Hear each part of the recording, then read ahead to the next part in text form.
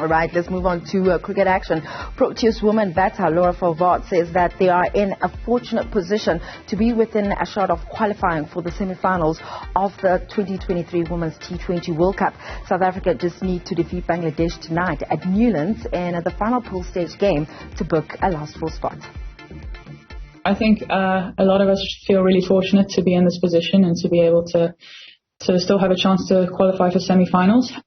Obviously, it's a vital game for us tomorrow, so we're just trying to stay really focused on that and just keep focusing on our processes. Obviously, I think the last game didn't go exactly how we liked, but we're just going to stick to our plans and hopefully we can execute them better tomorrow. Now, joining us just to talk a bit more about this is cricket writer Ken Borland. Ken, thank you very much for your time. It's always a pleasure chatting to you. But just talking about the Proteas Women, what do you think they need to do to win today? I guess hold their nerve. That's going to be the biggest thing. Ordinarily, we would expect the Proteas to beat Bangladesh, but we remember what happened in the opening game of the World Cup for them when they played against Sri Lanka. In front of a very big crowd, probably the biggest crowd they've ever played in front of at home. And unfortunately, they did bottle it a bit. Losing to Sri Lanka is not something they do very often. So hopefully they've learned from that and can put in a really good composed performance this evening. I mean, when it comes to bowling, the likes of Marizanne Kapp, Nonkululeko Mhlaba have been doing well, but why have they been struggling when it comes to batting? I think the batting probably has been the weaker of the two disciplines for a while now. Quite a lot of experience has been taken out of that side, and Mignon du Preez, Danae van Niekerk, Lizelle Lee. I mean, that's three world-class batters who are out of the side. So there's a bit of inexperience in that batting lineup, still trying to find their feet. I guess we'll just have to wait and see how they will do today. But talking on a broader scale, in terms of Cricket South Africa, we've seen a couple of changes, especially moving on to the men's side of things, and just seeing Themba Bavuma now being the captain of the Test and ODI side. A couple of people feeling that perhaps he shouldn't have been named the T20 captain because that one does not favour him. Do you agree with this?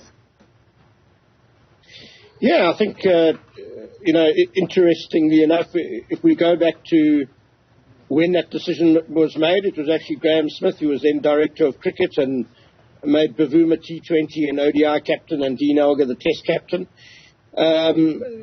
Look, I don't think there's any doubt that Themba Bavuma is a very good ODI player and a very good ODI captain.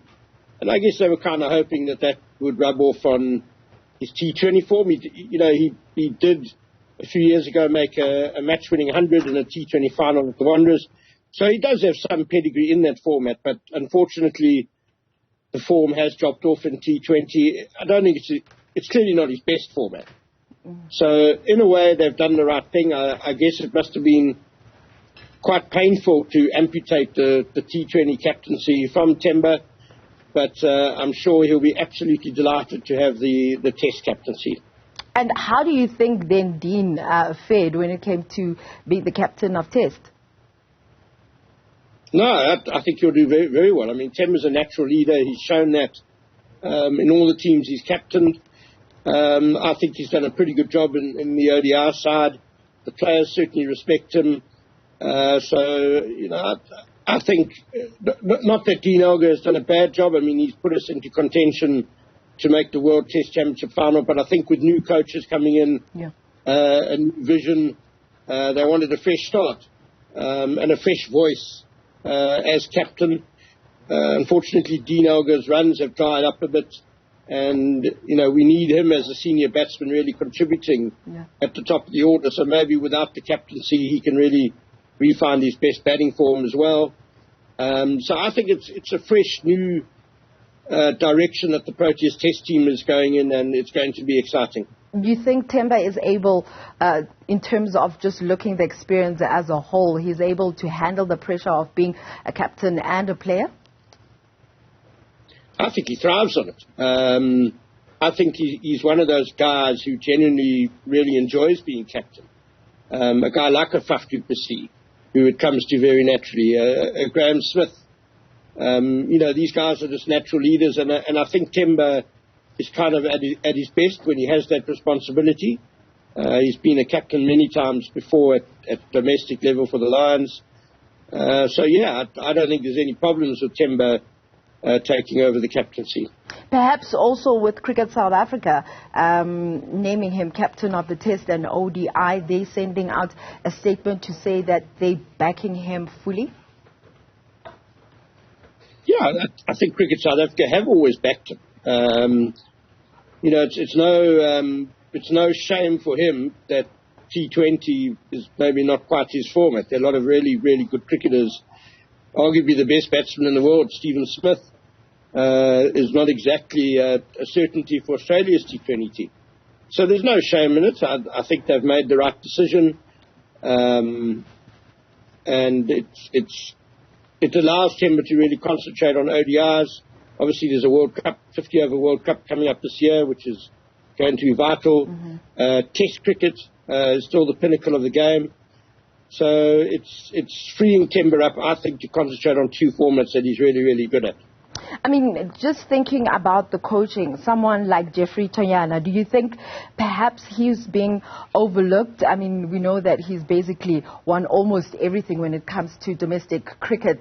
Do you think, what do you think he needs to do to be seen as someone that is, or that has the potential of coaching on a national level? Yeah, Jeff was extremely unfortunate. I mean, I've always said in 2016 that he should have succeeded Russell Domingo as national coach. He was the best domestic coach, head coach in the system at the moment. As you say, had won numerous trophies with the Lions, and I think his career took quite a knock from being snubbed then. Otis Gibson being appointed instead, and that didn't really work out well for the Proteas at all. Jeff, then I think within a year of that snub, actually lost his job at the Lions. Which was very harsh as well, just because they had one bad season. And fortunately, the Titans, Newlands, picked him up, and he's an assistant coach there now. It's difficult to say what Jeff has to do. I suppose, getting a head coach position again would be helpful. But he has the pedigree, he has the track record. So I guess, a bit like Shukri Conrad has shown. Shukri Conrad has applied for the Proteas coaching job probably every time it's been up for the last decade.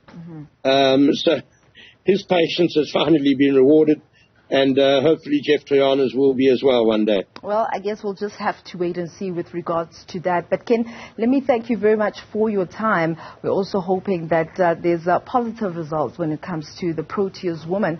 They're playing Bangladesh today. Obviously, they need to win if they are to book their spot in the semi-finals.